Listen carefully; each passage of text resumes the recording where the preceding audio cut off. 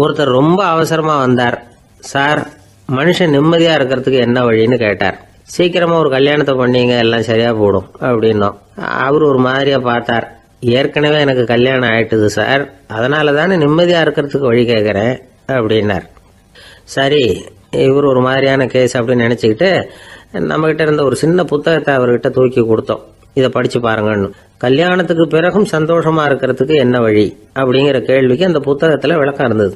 கணவன் மனைவிக்குள்ள சிக்கல் வராம இருக்கிறதுக்கு அதுல சில வழிகளை சொல்லி கொடுத்துருக்குறாங்க. அதெல்லாம் என்னென்ன அப்படிங்கறத இப்ப பார்க்கலாமா? குடும்பம்னு இருந்தா கோபம் வரதான் செய்யும். அது வந்துட்டு போட்டும் பரவாயில்ல. ஆனா அந்த கோபம் ஒரே நேரத்துல 2 பேருக்கும் வந்துடாம பாத்துக்கணும். ஒரு சமயத்துல யாராவது ஒருத்தர் தான் கோபப்படணும், அடுத்தவங்க அமைதியா இருக்கணும். அதுக்கப்புறம் இவர் அமைதியான உடனே அவங்க ஆரம்பிச்சுக்கலாம். கோபமா ஏதாவது சொன்னா உடனே கோபமா பதில் சொல்லக்கூடாது. கொஞ்சம் பொறுத்து கோபம் தீர்ந்த உடனே அந்த பதில சொல்லலாம். அப்போ பதில் கோபமா இருந்தா கூட அது அவ்வளவு பெருசா தெரியாது. அற்ப விஷயத்துக்கெல்லாம் காய்ச்சி மூச்சுன்னு கத்திட்டு இருக்கக்கூடாது. உங்க 2 பேருக்குள்ள ஒரு தர்க்கம் ஆரம்பமாயிட்டுதுன்னு வச்சுக்கோங்க. கடுமையா 2 பேரும் விவாதம் பண்றீங்க. உங்களில் ஒருத்தர் இதுல ஜெயிக்கணும்னா அது நீங்களா இருக்க வேணாம், அடுத்தவங்க ஜெயிக்கிறதுக்கு நீங்க துணையா இருங்களேன். அப்படின்னா நீங்க கொஞ்சம் விட்டு கொடுக்கணும், அவ்வளவுதான். ஏதாவது குத்தம் சொல்லணுமா, செஞ்ச தப்ப சுட்டி காட்டணுமா, விமர்சனம் பண்ணணுமா, பண்ணுங்க, வேணான்னு சொல்லல. ஆனா சொன்னதை அப்படி சொல்றத கொஞ்சம் அன்பா இதமா சொல்லுங்க. எப்போ நடந்த தவறுகளை எல்லாம் இப்போ போய் மறுபடியும் ஞாபகப்படுத்திட்டு இருக்க வேண்டாம். நான் அப்பவே சொன்னேன் இந்த புடவை வேணாம்னு, நீங்க தான் கேட்கல, இப்ப பாருங்க கிழிஞ்சு போச்சு இப்படின்னு கத்துனாங்க ஒரு அம்மா. எப்போ சொன்னீங்கன்னு கேட்டா ஒரு 10 வருஷத்துக்கு முன்னாடி தீபாவளி சமயத்துல அப்படிங்கிறாங்க. அது என்ன இன்னும் அப்படியே புதுசாகவே இருக்கும்? உங்களுக்கு அவர் தான் பெருசு, அவருக்கு நீங்க தான் பெருசு. அதை விட இந்த உலகத்துல வேற எதுவும் முக்கியம் இல்லைன்னு நினைக்கணும். நீ தான் என்னுடைய உலகம்னு எத்தனை தடவை சொல்லியிருப்பீங்க? அதெல்லாம் வெறும் வசனமா போயிடக்கூடாது. ஏதாவது ஒரு பிரச்சனையை பத்தி கடுமையா விவாதம் பண்ணிட்டு இருக்கீங்க, அதை அப்படியே பாதியில விட்டுட்டு படுக்கைக்கு போயிடக்கூடாது. சொச்சத்தை நாளைக்கு பேசிக்கலாம்னு. அப்படி போனா தூக்கம் வராது. பிரச்சனையை ஒரு முடிவு பண்ணிக்கிட்டு அதுக்கப்புறமா தூங்க போகணும். ஒரு நாள்ல ஒரு தடவையாவது உங்க ஜோடியை பாராட்டி நல்ல விதமா கனிவா ஒரு வார்த்தை சொல்லணும் அப்படின்னு தீர்மானம் பண்ணீங்க. ஏதாவது தப்பு பண்ணிவிட்டீங்கன்னா பரவாயில்ல, அதை ஒத்துக்கிறதுக்கும் மன்னிப்பு கேட்கறதுக்கும் தயாரா இருக்கணும். அது ஒன்றும் கேவலம் கிடையாது. வீட்டுக்குள்ள தானே கேட்க போறீங்க, வெளியில யாருக்கு தெரிய போதும்? எப்படியோ உங்களுக்குள்ள ஒரு சமரசம் ஆனா சரிதான். ஒரு தகராறுன்னு எடுத்துக்கிட்டா குறைஞ்சபட்சம் அதுக்கு 2 பேர் தேவை.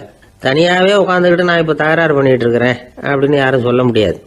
2 பேர் தகராறு பண்றாங்கன்னா பொதுவா அந்த 2 பேர்ல யாரு அதிகமா பேசுறாங்களோ அவங்க பேர்ல தான் தப்பு இருக்கும். அதை மனசுல வச்சுக்கணும். இதெல்லாம் தான் அந்த புத்தகத்துல போட்டிருக்கிற வழிமுறைகள். இவ்வளவும் சரியா வரலன்னா அப்புறமா சொல்லுங்க, வேற புத்தகம் ஏதாவது இருக்கான்னு தேடுவோம். ஒரு கணவன் தன்னுடைய மனைவியை அழைச்சிட்டு ஒரு மனோதத்துவ டாக்டர் கிட்ட வந்தாரா.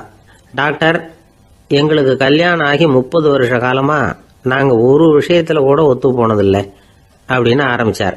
உடனே அந்த அம்மா குறுக்கிட்டு, அது 30 வருஷம் இல்ல 32 வருஷம் அப்படின்னாங்களாம். இந்த உலகமே ஒரு நாடக மேடை, நாம எல்லாரும் நடிகர்கள். இது ஞானிகள் சொல்றது. இது ஒரு பக்கம் இருக்கட்டும்.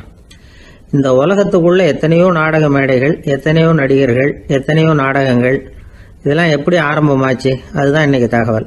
அதாவது ஆதி மனிதன் பேச ஆரம்பிக்கிறதுக்கு முன்னாடி சைகையாலேயே எல்லாத்தையும் சொல்லிக்கிட்டு இருந்தான். அதனால அப்பவே நடிப்பு ஆரம்பமாயிட்டுது. முதல்ல ஒரு வேட்டையத்தான் அவன் நடிச்சு காட்டியிருப்பான்.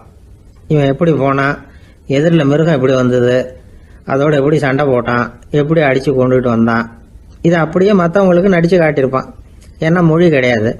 இந்த காலத்துல எல்லாம் நாடகங்கள்ல நடிக்கிறவங்கள நடிகர்கள்ங்கிறோம். ஒரு காலத்துல இவங்களுக்கு என்ன பேரு தெரியுமா? திஸ்பியர்கள் அப்படின்னு பேராம். இதுக்கு காரணம் உண்டு. அதாவது 2000 வருஷத்துக்கு முன்னாடி கிரீஸ் நாட்டுல திசிவியஸ் அப்படின்னு ஒரு ஆள் இருந்தான். அவன் ஒரு பெரிய நாடக கலைஞன். அவன் சில இளைஞர்களை சேர்த்துக்கிட்டான், பயிற்சி கொடுத்தான், நாடக குழுவை உருவாக்கினான். நடிகர்களையும் நாடகத்துக்கு தேவையான பொருள்களையும் ஏற்றிக்கிட்டு போறதுக்கு ஒரு வண்டியையும் தயார் பண்ணான். அந்த வண்டியிலேயே அவன் கிரேக்க நாடு பூராவும் சுத்தினான். ஊர் ஊரா நாடகம் போட்டான். ஒரு ஊருக்கு போனதும் அங்க நாடகம் நடத்த தியேட்டர் இருக்கா அப்படிங்கன்னு எல்லாம் பாக்குறது இல்ல அவன். ஏன்னா அப்போலாம் தியேட்டர்னா என்னன்னு தெரியாது. நாடகம்னா அது ஒரு மூடிய கொட்டைக்குள்ளதான் நடத்தணுங்கிறது அப்ப யாருக்குமே தோணல.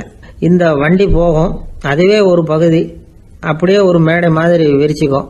அதுல ஏறி நின்றுகிட்டு நாடகத்தை நடிச்சு காட்டுவாங்களாம். மக்கள்லாம் எதிரில் தரையில உட்காந்து அதை பார்த்துக்கிட்டு இருக்கிறது. உலகத்தின் முதல் நடமாடும் தியேட்டர் இதுதானா.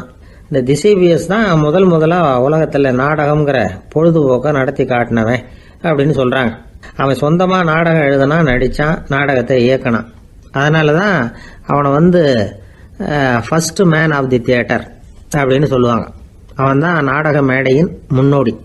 கிரேக்கர் காலத்திலேயே நாடக ஆசிரியர்கள், நடிகர்கள், ரசிகர்கள் இவங்கெல்லாம் உருவாயிட்டாங்களாம். நாடகத்தின் சரித்திரத்தில் இந்த 3 பிரிவும் ரொம்ப முக்கியம். அதாவது கிரேக்க தியேட்டர்கள்லாம் திறந்த வெளி மேடைகள் தான். பெரும்பாலும் மலைச்சரிவுகள், அதுவே படிப்படியாக பண்ணியிருப்பாங்க. கீழே அரைவட்ட வடிவில் மேடை, அதுக்கு ஆர்கெஸ்ட்ரான்னு பேர். பிற்காலத்தில் இதில் உட்காந்து இசைக்குழுவினர் வாய்ச்சதுனால இசைக்குழுவுக்கே ஆர்கெஸ்ட்ராங்கிற பேர் வந்துட்டுது. இப்போ கிரேக்க தியேட்டர்களில் ஒன்று, அதோட காலம் கிமு 340. அதை இன்னமும் பாதுகாத்து வச்சிருக்கிறாங்களாம். எபிடாரஸ் அப்படிங்கிற இடத்துல அது இருக்குதான். இன்னமும் அந்த தியேட்டரை பயன்படுத்திக்கிட்டு வர்றாங்களாம். சிறந்த கிரேக்க நாடகங்கள்லாம் அங்கே நடிக்கிறாங்களாம். ஆரம்ப காலத்திலேயே கட்டணம் கிடையாது. அப்புறம் பின்னாடி தான் நுழைவு கட்டணம்லாம் அப்படியே வந்துட்டு தான். நடிகர்கள் பளபளப்பான ஆடைகள் உடுத்தி இருப்பாங்களாம். இந்த குதிகால் உயர்ந்த காலணிகள் போட்டிருப்பாங்களாம். இதெல்லாம் பழைய குறிப்புகள். பலவிதமான உருவங்களில் மாஸ்க் அப்படின்னு சொல்லப்படுற முகமூடி. அதனால ஒரே நடிகர் பல வேடங்களில் நடிக்கிறது உண்டான். ஆரம்பத்தில் பெண் நடிகர்கள் கிடையாது, எல்லாம் ஆண் நடிகர்கள் தான். ரோமானியர்கள் தான் முதல் நிரந்தர நாடக மேடையை கட்டினவங்க. அதுதான் முதல் தியேட்டர். கிமு 1048 காலகட்டத்தில் பாம்பிங்கிற நகரத்தில் அதை கட்டியிருக்கிறாங்களாம். கிரேக்க ரோமானிய தியேட்டர்களின் அடிப்படையிலேயே இந்த இத்தாலிய வடிவ அமைப்பாளர்கள் இந்த குதிரை லாட வடிவில் ஒரு ஆடிட்டோரியத்தை உருவாக்கினாங்களாம். இப்படி அதை பற்றி நிறைய தகவல் இருக்குது. 1576 லண்டனில் இந்த வின்ஸ்பர்ரி, அப்புறம் இந்த பில்ட்ஸில், அப்புறம் ஜேம்ஸ் இப்படிங்கிற ஒரு முயற்சியால் தான் இங்கிலாந்தில் முதல் தியேட்டர் உருவாச்சான். அப்படி ஒருத்தர் இருந்தாராம். உலக நாடக மேடையின் வரலாறு இதுதான். அதாவது இப்பெல்லாம் அறிவியல் வளர்ச்சி அதிகமாயிட்டுது. திரைப்படம், தொலைக்காட்சி எல்லாம் வந்தாச்சு. ஒவ்வொரு வீடுமே ஒரு குட்டி தியேட்டர் மாதிரி ஆயிட்டுது. தொலைக்காட்சி முன்னாடி உட்காந்து எழுந்திருக்கவே மனசு வர்றதில்லை. ஒரு அம்மா ஒரு மனோதத்துவ டாக்டரை தேடிட்டு வந்தாங்களாம் இந்த காலத்தில். டாக்டர், எங்கள் வீட்டுக்காரர் எப்போ பார்த்தாலும் டிவி முன்னாடி உட்காந்துக்கிட்டு அதையே வெறிச்சு பார்த்துக்கிட்டு இருக்கிறார், உத்து பார்த்துக்கிட்டு இருக்கார், எனக்கு சந்தேகமாக இருக்குன்னாங்களாம். இது மனக்கோளாறு இல்லைங்க, ஆர்வ கோளாறு, அவ்வளவுதான். இதுக்காக பயப்படாதீங்கன்னாராம் டாக்டர். அப்படி இல்லை டாக்டர், டிவி ஓடும் பொழுது நாம எல்லாம் அதை பார்க்குறோம் சரி, ஆனால் அவர் அப்படி இல்லை, டிவியை நிறுத்தினதுக்கு அப்புறமும் அதையே உத்து பார்த்துட்டு உட்காந்துருக்கிறார், அதனால தான் சந்தேகப்பட்டு உங்ககிட்ட வந்தேன் அப்படின்னாங்களாம். ஒரு அரசனும் அமைச்சரும் ஒரு நாள் ரொம்ப சாவகாசமாக பேசிக்கிட்டு இருந்தாங்களாம். அரசன் அமைச்சரை பார்த்து ஒரு கேள்வி கேட்டிருக்கார். ஏங்க அமைச்சரே, ஆசை இல்லாத ஒரு மனுஷனால இருக்க முடியுமா அப்படின்னு. ஏன் முடியாது, துறவி அப்படிங்கிறவங்கெல்லாம் அப்படிப்பட்டவங்க தானே அப்படின்னாராம் அமைச்சர். அவங்கெல்லாம் உண்மையிலேயே ஆசையை விட்டவங்க தானே அப்படின்னு கேட்டாரா ராஜா.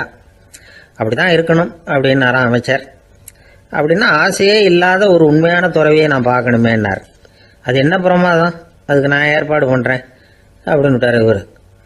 சொல்லிவிட்டு உடனே புறப்பட்டு போனார். அங்கே தேடினார். அப்புறம் தான் அவருக்கு புரிஞ்சுது உண்மை துறவியை கண்டுபிடிக்கிறது எவ்வளவு கஷ்டமான காரியம்னு. இருந்தாலும் ராஜா கிட்ட சொல்லியாச்சே உண்மை துறவியை காட்டுறேன்னு. இப்போ என்ன பண்ணுறது, ராஜா கிட்ட சொன்னபடி நடக்கலைன்னா அவருக்கு கோபம் வந்துடும். அமைச்சர் ஒரு யோசனை பண்ணார். அவருக்கு ஒரு வழி தெரிஞ்சுது. அதுதான் சரின்னு முடிவு பண்ணார். அதாவது அந்த ஊரில் அவருக்கு தெரிஞ்ச நாடக நடிகர் ஒருத்தர் இருக்கிறார், நல்லா நடிப்பார். அவரை போய் பார்த்தார். இதை பாருப்பா, எனக்காக நீ ஒரு காரியம் செய்யணும்னார். என்னன்னு கேட்டார் அவர். நீ ஒரு துறவி மாதிரி கொஞ்ச நேரத்துக்கு நடிக்கணும். ராஜா உன்னை பார்த்துட்டு போகிற வரைக்கும் நடி, அது போதும். அதுக்காக உனக்கு 10,000 ரூபா தரேன் அப்படின்னார். அவர் எந்த காலத்தில் இவ்வளவு பணத்தை மொத்தமாக பார்த்துருக்கார். அதனால் உடனே சரின்னு ஒத்துக்கிட்டார். அமைச்சர் அரண்மனைக்கு திரும்பி வந்தார்.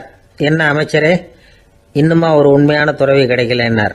உண்மையான துறவி ஒருத்தரை இப்போ தான் கொஞ்ச நேரத்துக்கு முன்னாடி பார்த்து பேசிவிட்டு வர்றேன். அவர் நம்ம ஊருக்கு வெளியில் குளத்தங்கரையில் உள்ள ஒரு ஆலமரத்துக்கு அடியில் உட்காந்துருக்கிறார் அப்படின்னார் இவர். அப்படின்னா உடனே புறப்படுங்க அப்படின்னார் ராஜா. பரிவாரங்களோடு புறப்பட்டார். அங்கே அந்த மரத்தடியில் அந்த ஆள் வேஷம் போட்டுக்கிட்டு துறவி மாதிரி உட்காந்துருக்கிறான். ராஜா நேராக போனார். அந்த துறவி காலில் பொத்துன்னு விழுந்து வணங்கினார். உடனே ராணியும் அவர் காலில் விழுந்தாங்க. அடுத்தபடியாக அமைச்சர் விழுந்தார். அவருக்கு தெரியும் இது நம்ம ஆள் தான்னு. இருந்தாலும் என்ன பண்ணுறது, நேரம். அப்புறம் பரிவாரங்கள்லாம் துறவி காலில் விழுந்து ஆசீர்வாதம் வாங்கிட்டாங்க. ராஜா அப்புறமா தங்கத்தட்டுல பொண்ணையும் பொருளையும் வச்சு அந்த துறவிகிட்ட ரொம்ப பணிவா நீட்டுறார். தாங்கள் தயவு பண்ணி இதை ஏத்துக்கணும் அப்படின்னு வேண்டிக்கிட்டார். அந்த துறவி பற்றில்லாம அதை பார்த்தார். எல்லாத்தையும் திறந்துட்ட எனக்கு இதெல்லாம் எதுக்காக அப்படின்னு சொல்லி அதை மறுத்துட்டாராம். ஆஹா, உண்மையான துறவியை பார்த்துட்டோம் அப்படிங்கிற ஆனந்தம் அரசருக்கு. ரொம்ப நிம்மதியா திருப்தியா திரும்பி வந்தார் அரண்மனைக்கு. அதுக்கப்புறம் அமைச்சர் யாருக்கும் தெரியாம அந்த துறவிகிட்ட ஓடினார். சொன்ன பிரகாரம் பணத்தை நீட்டினார். இந்தப்பா, நான் உங்ககிட்ட சொன்னபடி 10,000 ரூபா பணம் எடுத்துக்கோ அப்படின்னார். அந்த ஆள் ராஜா கிட்ட சொன்னது மாதிரியே எல்லாத்தையும் திறந்துட்ட எனக்கு இதெல்லாம் எதுக்காக வேணாம் அப்படின்னு விட்டாராம். நடிச்ச வரைக்கும் போதும்பா, இனிமே இந்த நாடக வசனம்லாம் வேணாம், வேஷத்தை கலைச்சுரு, பணத்தை வாங்கிக்கொண்டார். இல்லைங்க, இது வேஷம் இல்லை, இது வசனமும் இல்லை, இது உண்மை. கொஞ்ச நேரம் துறவி மாதிரி நடிச்சதுக்கே இந்த தேசத்து ராஜா, ராணி, அமைச்சர், பரிவாரங்கள் எல்லாம் என் காலில் விழுந்து வணங்குறாங்க. அப்படின்னா உண்மையான துறவியா இருக்கிறது எவ்வளவு பெருமையான விஷயம்.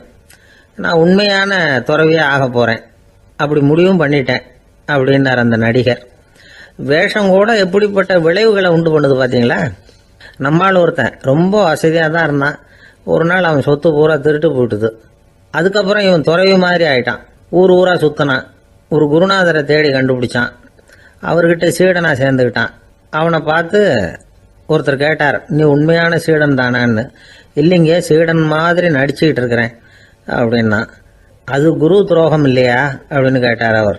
இல்லைங்க, நான் பண்ணது குரு துரோகம் இல்லை, என் குரு பண்ணது தான் துரோகம். என்னுடைய பணத்தை கொள்ளையடிச்சது இவர் தான். அதை எங்க வச்சிருக்காருன்னு கண்டுபிடிக்கிறதுக்காக தான் இவர்கிட்ட வந்து சீடனா சேர்ந்துருக்கிறேன் அப்படின்னானா. அந்த ஆள் என்ன கண்ணா பண்ணான்னு திட்டி விட்டான் சார். அதை நினைச்சா எனக்கு ரொம்ப வருத்தமா இருக்கு அப்படின்னு சொல்லி கவலைப்பட்டார் ஒருத்தர். இதுல கவலைப்படுறதுக்கு என்ன இருக்குது அப்படின்னாரு ஒரு பெரியவர். அவர் ஒரு மகான். என்ன சார் இப்படி சொல்றீங்க, ஒருத்தர் நம்ம பார்த்து திட்டுனா வருத்தமா இருக்காதா அப்படின்னார். அது எப்படி வருத்தமா இருக்கும், திட்டுறதுங்கிறது என்ன, அது வெறும் சத்தம் தானே அப்படின்னார் அந்த பெரியவர். நம்ம ஆளுக்கு தலையை பிச்சுக்கலாம் போல இருந்தது. இருக்காது அப்படின்னா நமக்கு அப்படித்தானே தோணுது. அந்த பெரியவர் சொல்றது ரொம்ப பெரிய விஷயம். அதை நாம புரிஞ்சிக்க முயற்சி பண்ணலாம்னா நடைமுறை வாழ்க்கைக்கு அது ஒத்து வர்றது மாதிரி தெரிய மாட்டேங்குது. இருந்தாலும் அந்த பெரியவர் அதுக்கு என்னதான் விளக்கம் கொடுக்கறாருன்னு பார்ப்போமே. ஒரு ரயில் போயிட்டு இருக்கு, அதுல ஒரு சாது போயிட்டு இருக்கார். அந்த ரயில் வந்து அவர் ஹரித்வாரம் போயிட்டு இருக்கார். அவரு ரயில்ல ஏகப்பட்ட கூட்டம். நம்ம ஊர் ரயில் கேட்க வேணும், டிக்கெட் வாங்கிட்டு கொஞ்சம் பேர், வாங்காத கொஞ்சம் பேர். அது என்னத்துக்கு அனாவசியமா டிக்கெட் அப்படிங்கிற நினைப்புல பாதி பேர். இந்த கூட்டத்துக்கு மத்தியில அந்த சாதுவும் போயிட்டு இருக்கிறார். உட்கார்றதுக்காக இருந்த இடத்துல ஒரு ஆள் படுத்திருக்கிறான். கொஞ்சம் முரட்டு ஆசாமி. அவன் காலு பக்கத்துல கொஞ்சோண்டு இடம் பாக்கி இருந்தது. அந்த இடத்துல இந்த சாது உட்காந்துருந்தார். மெதுவா உட்காந்துக்கிட்டார் போய். ஆனா அந்த ஆளு ராத்திரி பூரா இவரை காலால உதச்சிக்கிட்டே இருக்கிறான். அது இவருக்கு ரொம்ப அவமானமா பட்டது. அதனால துக்கம் ஏற்பட்டது. இருந்தாலும் அதை ஒரு மாதிரியா சகிச்சுக்கிட்டே இவர் வந்து சேர்ந்தார். பொழுது விடிஞ்சது. அந்த சாது ஹரித்வார் வந்து சேர்ந்தார். அங்க ஒரு பெரிய ஞானியை சந்திச்சார். ராத்திரி ரயில்ல அந்த ஆளு உதைச்சதையும் அதனால தனக்கு ஏற்பட்ட துக்கத்தையும் இந்த சாது அந்த ஞானி கிட்ட சொன்னார். சொல்லிவிட்டு, ஏன் சுவாமி, எனக்கு துக்கம் ஏற்பட்டதே அது தப்பா அப்படின்னு கேட்டார். தவறுதான் அந்த ஞானி. உனக்கு இன்னமும் தேக அபிமானம் போகலைங்கிறது தான் அது காட்டுது. அஷ்டாவக்கிரர் என்ன சொல்றார் தெரியுமா, உண்மையான ஞானி யாராவது தன்னை வந்தனை செய்தால் அதற்காக சந்தோஷப்பட மாட்டார், யாராவது நிந்தனை செய்தால் அதற்காக வருத்தப்பட மாட்டார் அப்படின்னு சொல்றார். நிந்தனைங்கிறது ஒரு ஒலி தான். தேகாபிமானம் இருக்கிற வரைக்கும் இந்த ஒலி நம்மளை வந்து வேதனைப்படுத்தும். நான் தேகம் இல்லை, ஆத்மா அப்படிங்கிற நினைவு இருந்தா இந்த ஒலி நம்மளை பாதிக்காது. மனு என்ன சொல்றார் தெரியுமா, ஒரு சாதகன் பாராட்டுதலை விஷம்னு நினைச்சு பயப்படணும், அவமானத்தை அமிர்தம்னு நினைச்சு சந்தோஷப்படணுங்கிறார். அவமானப்பட்டா கவலைப்படாம எப்படி இருக்க முடியும் அப்படின்னு தான் நமக்கு தோணும். அதனாலதான் நம்மள யாரும் இதுக்கு உதாரணமா யாரையும் காட்ட முடியல. புத்தரையும் கபீரையும் உதாரணமா காட்டுறாங்க. அவங்களுக்கெல்லாம் அவமானம் ஏற்பட்டப்போ கவலையே படலையாம். புத்தரை வந்து அவமானப்படுத்தணுங்கிறதுக்காக கௌசாம்பி ராணி ஒரு இளம் பெண்ணை கொலை பண்ணி சடலத்தை புத்தர் குடிசைக்கு முன்னாடி போட சொன்னார். போட்டாங்க. புத்தர் தான் அந்த பொண்ணை கெடுத்து கொலை பண்ணி விட்டாருன்னு எல்லாரும் நினைச்சாங்க. ஆனா புத்தர் இதை பத்தி கவலையே படல. அப்புறமா உண்மை தெரிஞ்சதும் புத்தர் புகழ் இன்னும் அதிகமாயிட்டது. ஒரு பெரிய சபையில ஒரு மோசமான பொண்ணு நுழைஞ்சு தனக்கும் கபீருக்கும் சம்பந்தம் உண்டுன்னு சொன்னா கபீர் கவலைப்படல. அவங்க மாதிரியெல்லாம் நாமளும் இருக்க கத்துக்கணும். நிந்தனை, அபகீர்த்தி, அவமானம் எல்லாம் ஆண்டவன் கொடுக்கிற பிரசாதம்னு நினைக்கணும் அப்படின்னு சொல்றார் அந்த ஞானி. இதை கேட்ட இந்த காலத்து ஆசாமி ஒருத்தர், நான் கூட அப்படிதான் சார், யாராவது அவமானப்படுத்தினா கவலைப்பட மாட்டேன். நேத்து கூட ஒருத்தர் என்ன பலார்னு அரைஞ்சுட்டார், நான் கொஞ்சம் கூட கவலைப்படலை, பேசாம வந்துட்டேன்னார். ஏன் அப்படி வந்துட்டீங்க அப்படின்னு. அவர் அரைஞ்சதுலேயும் ஒரு அர்த்தம் இருந்தது, அதனால தான் அப்படி வந்துட்டேன்னார். ஏன் அரைஞ்சாருன்னு கேட்டேன். 10 வருஷத்துக்கு முன்னாடி 15 ரூபா அவர்கிட்ட கடன் வாங்கினேன், அதை கேட்டு கேட்டு பார்த்துட்டு கடைசியாக தான் அரைஞ்சார் அப்படின்னார். ஆண்டவனுடைய பிரசாதம் இவருக்கு அடிக்கடி கிடைக்கும் போல இருக்கு. அம்மாக்காரங்களுக்கு அடிக்கடி ஏற்படுற கவலை ஒன்று உண்டு. அதாவது குழந்தை சரியாக சாப்பிட மாட்டேங்குதே அப்படிங்கிற கவலை. இவங்கெல்லாம் ஒரு விஷயத்த நல்லா புரிஞ்சுக்கணும். குழந்தைகள்ங்கிறவங்க பெரியவங்க மாதிரி இல்லை. அவங்க கடிகாரத்தில் மணியை பார்த்துட்டு சாப்பிட்றதுக்கு உட்கார்ற ரகம் கிடையாது. பசிச்சா சாப்பிடுவாங்க, இல்லைன்னா விளையாடுவாங்க அல்லது தூங்குவாங்க. அது புரியாம அவங்கள கட்டாயப்படுத்தி அல்லது மிரட்டி சாப்பிட வைக்கிறது ரொம்ப தப்பு. ஒரு 8 மாச குழந்தைக்கு 3 மணி நேரத்துக்கு ஒரு தடவை பசிக்கும். அந்த நேரம் பார்த்து சாப்பாடு கொடுத்தா அடம் பண்ணாம அது பாட்டுக்கு சாப்பிட்றோம்.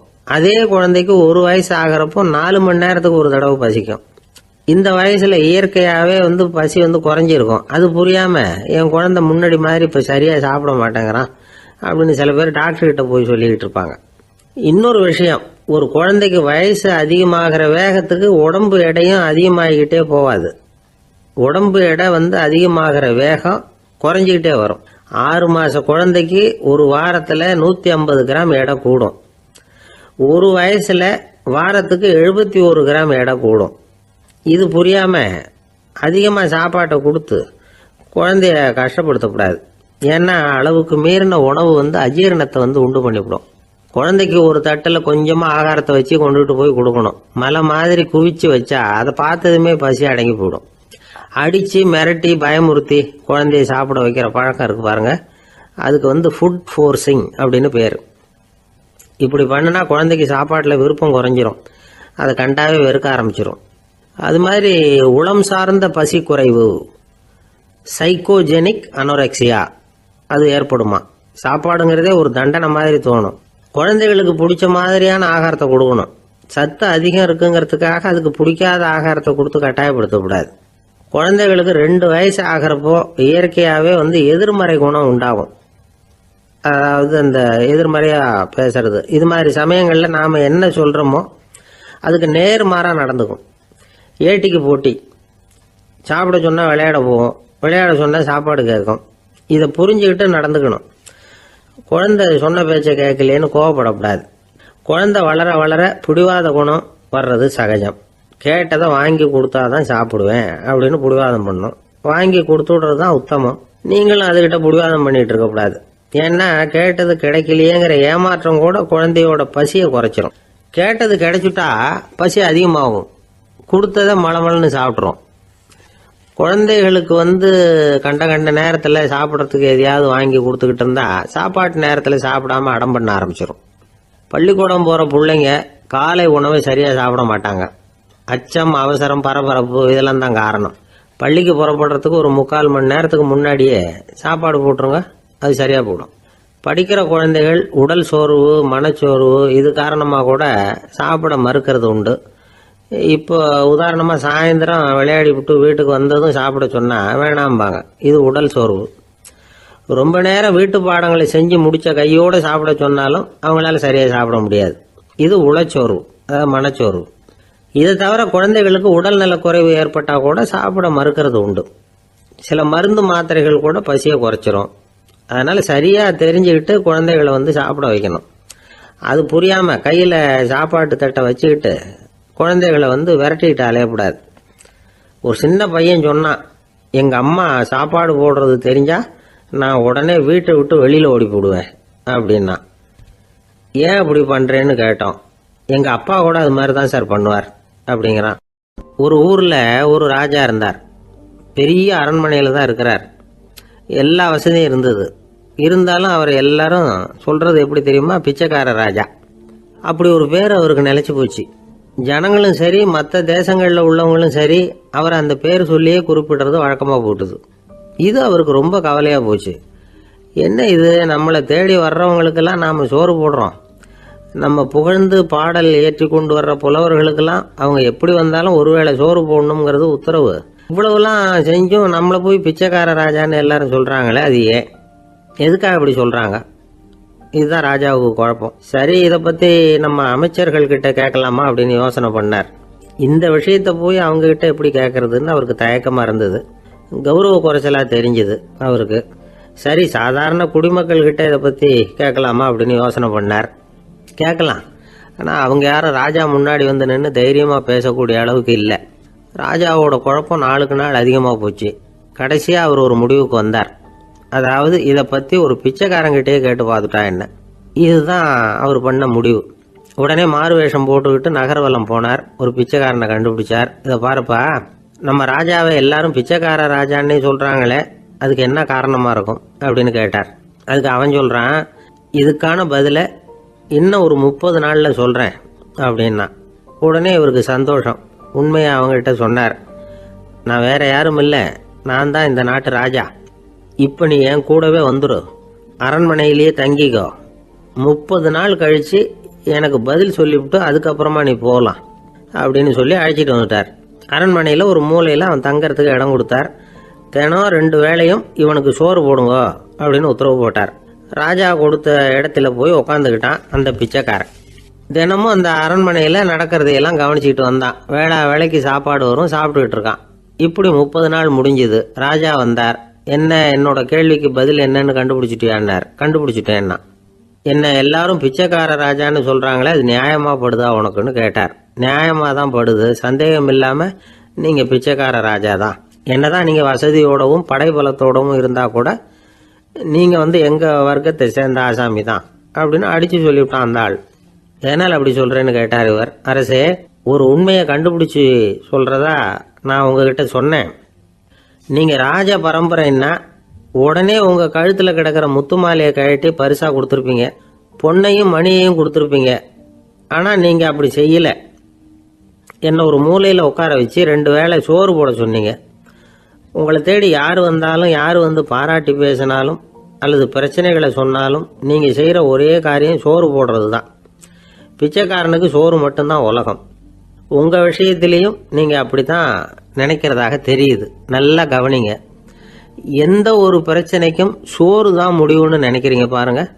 நீங்கள் சந்தேகமில்லாத எங்களை சேர்ந்த ஆளு தான் அப்படின்னுட்டான் அந்த பிச்சைக்காரன்.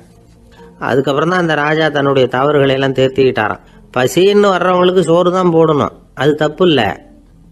பாராட்ட வர்றவங்களுக்கெல்லாம் சோத்தையே போட்டு அனுப்புனா இப்படி தான் பேர் வரும். எனக்கு தெரிஞ்ச ஒருத்தர் தினமும் யாராவது ஒருத்தரை தன் வீட்டுக்கு அழைச்சிட்டு போவார், சாப்பாடு போட்டு அனுப்புவார். முன்னறிவிப்பு இல்லாமல் திடீர்னு ஒரு விருந்தாளியோட வீட்டில் போய் இவர் நிற்கிறது வழக்கம். அந்த அம்மாவும் இவருக்காக தயார் பண்ணி வச்சிருந்ததை இவர் அழைச்சிட்டு வந்திருக்கிற விருந்தாளிக்கு போட்டுருவாங்க. விருந்தாளி சாப்பிட்டுட்டு போனதுக்கப்புறம் இவர் மனைவி கிட்ட உனக்கு சிரமம் வேணாம் அப்படின்னு சொல்லிவிட்டு பக்கத்தில் உள்ள ஒரு ஹோட்டலுக்கு போய் காசு கொடுத்து சாப்பிட்டுட்டு வந்துடுவார். பல நாள் இப்படி நடக்கும். ஒரு நாள் அவரை தனியாக கூப்பிட்டுக்கிட்டு போய் ஏன் இப்படி பண்ணுறீங்கன்னு கேட்டோம். அதுக்கு அவர் சொல்கிறாரு, எங்கள் வீட்டு சாப்பாட்டிலேருந்து தப்பிக்கிறதுக்கு எனக்கு வேற வழி எதுவும் தெரியல சார், அதனால தான் இப்படி பண்ணிகிட்டு இருக்கிறேன் அப்படின்னார் ரொம்ப பரிதாபமாக. ஆஃபீஸை முடிஞ்சு வீட்டுக்கு போகிற சமயத்தில் ஒருத்தர் கடைக்கு போய் ஸ்வீட் வாங்கினார். சரி, வீட்டுக்கு பிள்ளைங்களுக்கு தான் வாங்கிட்டு போகிறார் அப்படின்னு மற்றவங்க நினச்சாங்க. அவர் அப்படி செய்யல. அந்த இடத்துலையே பொட்டலத்தை பிரித்தார். திருட மாதிரி அப்படியே சுற்றி ஒரு தரம் பார்த்துக்கிட்டார். யாரும் தெரிஞ்சவங்க இல்லைங்கிறத முடிவு பண்ணிவிட்டு அவசரமாக அதை அப்படியே போட்டு முழுகிவிட்டு கையை தொடச்சிக்கிட்டு நல்ல பிள்ளை மாதிரி நடந்து போக ஆரம்பிச்சிட்டார். அவர் யாருன்னா, அவரோட பிரச்சனை எல்லாருக்கும் தெரியாது, சில பேருக்கு தான் தெரியும். அதாவது அவர் உடம்பில் சர்க்கரை இருக்குதுன்னு டாக்டர் சொல்லிவிட்டாராம். அதனால் வீட்டில் சர்க்கரையே இவர் கண்ணில் காட்டுறதில்ல. அதனால் இவர் யார் கண்ணிலையும் படாமல் இப்படிப்பட்ட வேலைகள்லாம் செய்கிறது வழக்கம். யாருக்கும் தெரியாமல் இப்படி ஸ்வீட்டை வாங்கி சாப்பிட்டுட்டு அவர் பாட்டுக்கு போயிடுறது. இப்படிப்பட்டவங்களுக்கெல்லாம் கொஞ்சம் ஆறுதலான தகவல் இன்றைக்கி. அது என்னென்னா, நாம் சாப்பிட்ற சர்க்கரைக்கும் நம்ம உடம்பில் உள்ள சில கோளாறுகளுக்கும் அப்படி என்ன தான் சம்மந்தம் இருக்குது. இதை பற்றி சமீபத்தில் சில ஆராய்ச்சிகள்லாம் நடந்திருக்குது. ஏன்னா சர்க்கரைன்னாவே விஷம் மாதிரி அதை பார்க்குறவங்களும் சில பேர் உண்டு. சின்ன பிள்ளைங்களுக்கு வயத்தில் பூச்சி உண்டாகிறதுலேருந்து பெரியவங்களுக்கு நீரிழிவு வர்ற வரைக்கும் எல்லாத்துக்கும் சர்க்கரை தான் காரணம்னு சொல்லிகிட்டு இருக்கிறோம். ஆனால் அந்த அளவுக்கு பயப்பட வேண்டிய அவசியம் இல்லை அப்படின்னு சொல்கிறாங்க. சர்க்கரை வியாதி, இருதய நோய், பித்த நீர் பை நோய், இதெல்லாம் வந்து சில நோய்கள்லாம் நாம் சாப்பிட்ற சர்க்கரைக்கும் தொடர்பு இருக்குன்னு நினைக்கிறோம். ஆனால் அப்படி சம்பந்தம் உண்டுங்கிறதுக்கு போதுமான அளவுக்கு ஆதாரம் இல்லை அப்படிங்கிறாங்க ஆராய்ச்சியாளர்கள். ஒரே ஒரு சம்பந்தம் தான் உறுதியாக இருக்குதான். அதுவும் இந்த பல் சிதைவு அப்படின்னு இருக்கு இல்லையா, அந்த சர்க்கரை சாப்பிட்றதுக்கும் இந்த பல் சிதைவுக்கும் சம்பந்தம் இருக்குது அப்படிங்கிறத மட்டும் உறுதியாக சொல்கிறாங்க. சர்க்கரைன்னா நாம் சாப்பிட்ற ஜீனி மட்டும் இல்லை, பழம், காய்கறி, பால், தேன், இப்படி எல்லாத்துலேயும் அது இருக்குது. கேரட்டு கொடுக்குற சத்தில் 88% சர்க்கரை, ஆப்பிள் கொடுக்குற சக்தியில் 95% சர்க்கரை. இது ஜீனி சர்க்கரை, இது ஆப்பிள் சர்க்கரை அப்படிங்கிற வித்தியாசம்லாம் உடம்புக்கு கிடையாது. ரெண்டுமே உடனடியாக வந்து சக்தி கொடுக்குது. ஒரு ஸ்பூன் சர்க்கரையில் வந்து 16 கலோரி தான் சத்து இருக்குது. அதிகமாக சர்க்கரை சாப்பிட்டா நீரிழிவு வந்துருங்கிறது தப்பான ஒரு அபிப்பிராயம். டயபெட்டிஸுங்கிறது ஒரு மெட்டபாலிக் டிசார்டர், அவ்வளவுதான். அதாவது நாம் சாப்பிட்ற சர்க்கரையை நம்ம உடம்பு திறமையாக உபயோகப்படுத்திக்க முடியல அப்படின்னு அர்த்தம். அதனால தான் அதிகமாக இனிப்பு வேணாம்னு சொல்கிறோம். ஏற்கனவே உடம்பால் முடியாத ஒன்றை மறுபடியும் அது தலையில் சுமத்தி அதிகமாக வேலை வாங்க வேணாமே அப்படிங்கிறதுக்காக தான். ஆகாரத்தில் அதிகமாக சர்க்கரை இருந்தால் அதனால் உடனே சர்க்கரை வியாதி வந்துடும்ங்கிறதுக்கு விஞ்ஞான ரீதியாக போதுமான ஆதாரம் இல்லை. அதனால் எப்போவாவது அதிகமாக ஸ்வீட்டு சாப்பிட்டுட்டா ஐயோ அதிகமாக சாப்பிட்டோமோ என்ன பண்ண போகுது தெரியலையே அப்படின்னு நினச்சி மனசை போட்டு குழப்பிக்க வேண்டியதில்லை. பொதுவாக எதுவுமே அதிகமாக வேண்டாம், எல்லாம் சீராக இருந்தால் போதும். நீரிழிவுங்கிறது புதுசாக வந்துட்ட ஒரு நோய் இல்லை, ரொம்ப காலமாகவே இருக்கிற ஒன்று தான். நம்ம முன்னோர்கள் இதை மதுமேகம் அப்படின்னு சொல்லுவாங்க. அதை கட்டுப்படுத்துறதுக்கு அவங்களே சில வழிமுறையை சொல்லி வச்சுருக்கிறாங்க. அது என்னென்னா வேறு ஒன்றும் இல்லை, இந்த பாவக்காய், முள்ளங்கி, அருகம்புல், அவ்வளவுதான். வெள்ளை முள்ளங்கி இருக்குல்ல, அதை வாரத்துக்கு 3 நாள் சாப்பிட்டுக்கிட்டு வாங்க. நூலுக்கோல் ரொம்ப நல்லது. இல்லைன்னா முள்ளங்கி சாறு 1 ounce சாப்பிட்டுட்டு வரலாம். ரத்தத்தில் சேர்கிற சர்க்கரை அளவு இதெல்லாம் கட்டுப்படுத்துது. சிறுநீரில் காணப்படுகிற சர்க்கரை அளவையும் சமநிலைப்படுத்துது.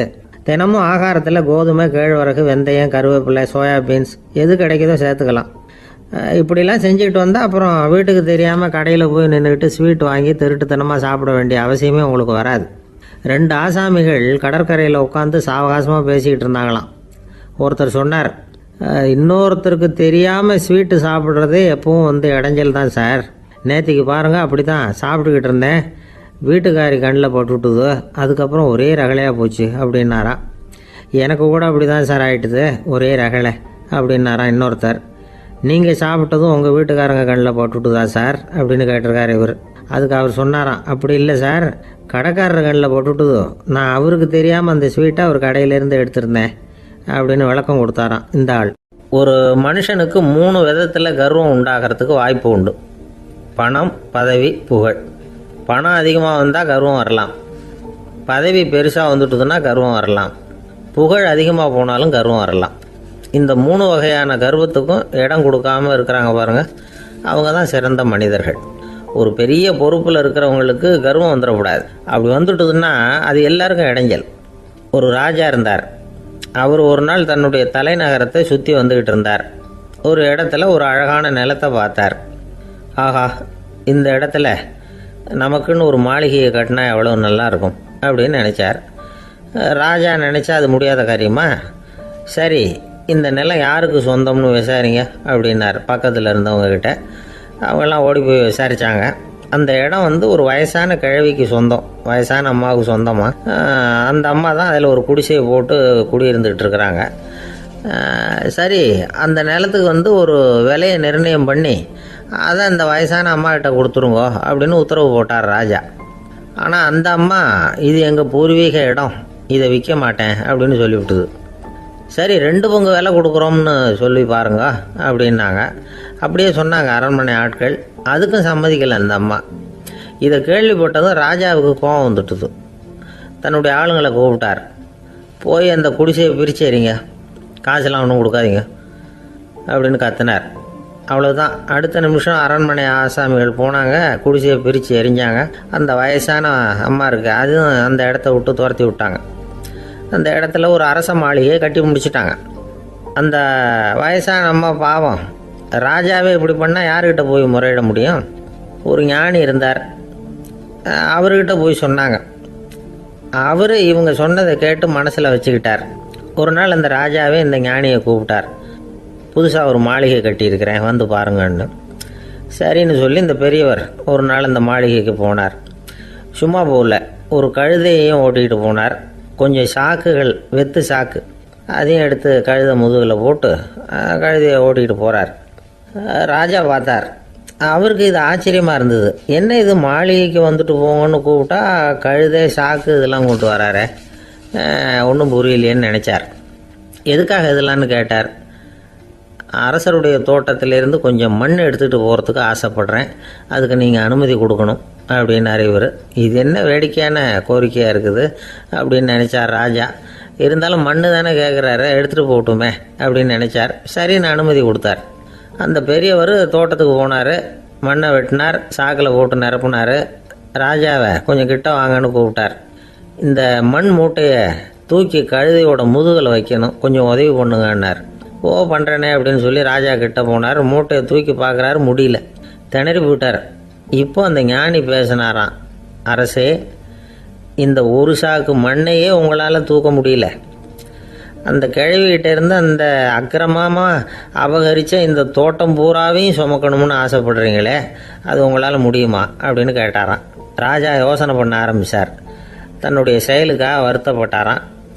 அந்த வயசான அம்மாவை உடனடியாக வரவழைச்சார். தாயே, தப்பு பண்ணிட்டேன், என்னை மன்னிச்சுக்குங்க, இன்னையிலேருந்து இந்த மாளிகையும் தோட்டமும் உங்களுக்கு தான் சொந்தம் அப்படின்னு சொல்லிவிட்டாராம். போகிறப்ப இந்த உலகத்திலேருந்து எண்ணத்தை எடுத்துகிட்டு போக போகிறோம், அதனால் ரொம்பவும் அலட்டிக்க வேண்டியதில்லை, கர்வப்பட வேண்டியதில்லை அப்படிங்கிறது ஒரு பெரிய உபதேசம். ஒரு பெரிய மனுஷன் சாக கிடந்தார், ரொம்பவும் அழுதார். ஏன் அழறீங்க அப்படின்னு கேட்டாங்க சுற்றி இருந்தவங்க. நான் சாகிறதுக்காக கவலைப்படலை, நான் நம்ம ஜனங்களுக்காக எவ்வளவோ காரியம்லாம் செஞ்சுக்கிட்டு வந்தேன். நான் செஞ்சுக்கிட்டு வந்த சேவையை இனிமேல் யார் செய்ய போகிறாங்க, அது யாரால முடியும், அதை நினச்சி தான் அழறேன் அப்படின்னாராம். ஒருத்தர் முன்னாடி வந்தார். அதுக்காக நீங்கள் கவலைப்படாதீங்க, உங்கள் சேவையை தொடர்ந்து செய்கிறதுக்கு என்ன மாதிரி இளைஞர் பட்டாளம் தயாராக இருக்குது, இருந்தாலும் எங்கள் கவலை என்னென்னா அப்படின்னு இழுத்தார். என்ன சொல்லுங்கன்னு கேட்டார் அவர். நீங்கள் இது வரைக்கும் என்ன சேவை செஞ்சுக்கிட்டு வந்தீங்க, அதுதான் எங்களுக்கு இன்னமும் புரியாத புதிராக இருக்குது அப்படின்னாராம் அவர். ஒரு நண்பர் அவசரமாக என்கிட்ட ஓடி வந்தார். அப்புறம் சொன்னார், என்னால் நம்பவே முடியல சார், என் பையனா இப்படி அப்படின்னு சொல்லி ஆச்சரியப்பட்டார். உங்கள் பையன் அப்படி என்ன தான் செஞ்சுட்டான் அப்படின்னு கேட்டேன். என்னால் முடியாத ஒரு காரியத்தை அவன் செஞ்சுட்டான் சார் அப்படின்னார். அது என்னன்னு தான் சொல்லுங்களேன். என்ன, 5வது வகுப்பில் அவன் ஒரே தடவையில் தேறிட்டான் சார், அதாவது ஒரே அட்டம்ப்டில் பாஸ் ஆகிருக்கான் அப்படின்னார் மூச்சு வாங்க. கஷ்டப்பட்டு பரீட்சை எழுதுனது அவன், இவருக்கு ஏன் மூச்சு வாங்குது? நம்மால் செய்ய முடியாத ஒரு காரியத்தை இன்னொருத்தர் செய்யும் பொழுது அது நமக்கு ஆச்சரியமாக இருக்குது. சர்க்கஸ் பார்க்குறோம், ஒருத்தர் அந்த இடத்துல தொங்குறார், அது நமக்கு ஆச்சரியம், ஏன்னா அது நம்மால் முடியாத காரியம். நம்மால் முடியாத ஒன்றை அடுத்தவர் எளிதாக செய்யும் பொழுது நாம் மருள்வது இயற்கை. இதை தான் தொல்காப்பியம் மருட்கை அப்படின்னு சொல்லுது. இந்த வியப்பு இருக்குதே, இது 4 வகையில் ஏற்படுறதாக தொல்காப்பியம் சொல்லுது. அது என்ன 4 வகை? முதல் வகை எப்படின்னா, புதுமையான அரிய செயல்களை செய்கிறது. 2வது வகை என்னென்னா பெரும் செயல்களை செய்கிறது. 3வது வகை என்னென்னா மிக நுட்பமான செயல்களை செய்கிறது. 4வது வகை என்னென்னா ஆக்கம் தரும் செயல்களை செய்கிறது. புதுமை, பெருமை, சிறுமை, ஆக்கமோடு மதினம் சாலா மருட்கை 4 அப்படிங்கிறது தொல்காப்பியம். இன்றைக்கி விஞ்ஞானம் புதுசு புதுசாக எதையோ கண்டுபிடிக்குது. ஆரம்பத்தில் அது ஆச்சரியமாக இருக்குது, அப்புறம் அது நமக்கு பழகி போடுது. வானொலி பெட்டி புதுசாக வந்தப்போ ஒரு பெட்டி பேசுதுங்கிறது எவ்வளோ பெரிய ஆச்சரியம்.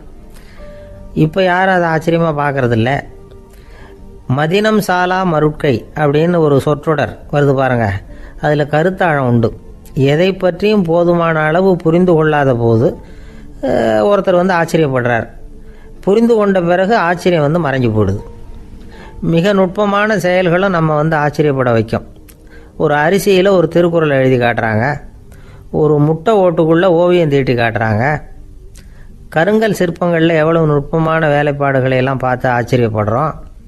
இது மாதிரி ஆக்கப்பூர்வமான அரிய செயல்களை செய்கிறது கூட வியப்பை உண்டு பண்ணும். குப்பை கூலங்களை கூட வாழ்க்கைக்கு பயன்படுகிற பொருளாக மாற்றுகிறவர்கள் இருக்காங்க, அவர்களுடைய செயல் வியப்பு அளிக்குது. இடைக்காட்டு சித்தர் பாடின 30 நூலில் வர்ற ஒரு பாடல், ஆற்றல் பிறர் அறிதலின் அகம் கிளர்வு உறுதலின் கற்று அறி பாணர் கழுமிய கோடலின் தோற்றம் உருகவே போற்றல் சால் வியப்பே. ஒருத்தருடைய ஆற்றல் தெரியாமல் இருந்தது, அவருடைய அரிய செயலை பார்க்கும் பொழுது வியப்பாக இருந்தது, மனசுக்குள்ள கிளர்ச்சி. பாவலர்கள் இவர்களுடைய புகழை பாடி மற்றவர்களும் தெரிந்து கொள்ளுமாறு செய்கிறார்கள் அப்படிங்கிறது தான் ஒரு யதார்த்தமான உண்மை. ஆக எல்லா வகையிலும் மக்கள் தங்களுடைய வாழ்க்கையில் முன்னேறுவதற்கான வழிகாட்டுகிற ஒரு மெய்ப்பாடு தான் வியப்புங்கிறது. இந்த காலத்தில் நம்ம எப்படியெல்லாம் ஆச்சரியப்பட வைக்கிறாங்க. ஒரு ஆளை பிடிச்சி ஜெயிலில் கொண்டு வந்தாங்க. ஜெயில் அதிகாரி அவனை ரொம்ப ஆச்சரியமாக பார்த்தாரான். இவன் கேட்டான், ஏன் சார் அப்படி பார்க்குறீங்க, நான் இப்போ இங்கே வர்றது உங்களுக்கு ஆச்சரியமாக இருக்குதா அப்படின்னு கேட்டிருக்கான். இதுக்கு ஜெயில் அதிகாரி சொல்லியிருக்கார், நீ இப்போ இங்கே வந்ததில் எனக்கு ஒன்றும் ஆச்சரியம் இல்லைப்பா, ஏற்கனவே நீ இங்கேருந்து விடுதலையாகி போய் 6 மாதம் ஆச்சு, இவ்வளவு லேட்டாக வர்றியே அதுதான் எனக்கு ஆச்சரியமாக இருக்குது அப்படின்னாராம். ஒரு அம்மா தெருவில் உட்காந்து என்னத்தையோ தேடிட்டு இருக்கிறாங்க. அந்த அம்மா ஒரு சூஃபி ஞானி. அவங்க பேர் என்னென்னா ரபியா அல் அடாவியா. அந்த அம்மாவுக்கு கண் கூட தெளிவாக தெரியாது. அந்த பக்கமாக வந்த சில பேர் இவங்களுக்கு உதவி செய்கிறதுக்காக வந்தாங்க. என்ன தேடிட்டு இருக்கிறீங்க அப்படின்னு கேட்டாங்க. இதுக்கு அந்த அம்மா, அந்த கேள்வி அவ்வளோ முக்கியத்துவம் இல்லை, நான் தேடிட்டு இருக்கிறேன், உங்களால் முடிஞ்சால் எனக்கு உதவி பண்ணலாம் அப்படின்னாங்களாம். உதவி செய்ய வந்தவங்களுக்கு ஆச்சரியம். எதை தேடுறோங்கிறது தெரியாமல் இப்படி ஏன் நேரத்தை செலவழிக்கிறீங்க, நாங்கள் எப்படி உங்களுக்கு உதவ முடியும், எங்களுக்கு ஒன்றும் புரியலையே அப்படின்ட்டுருக்காங்க.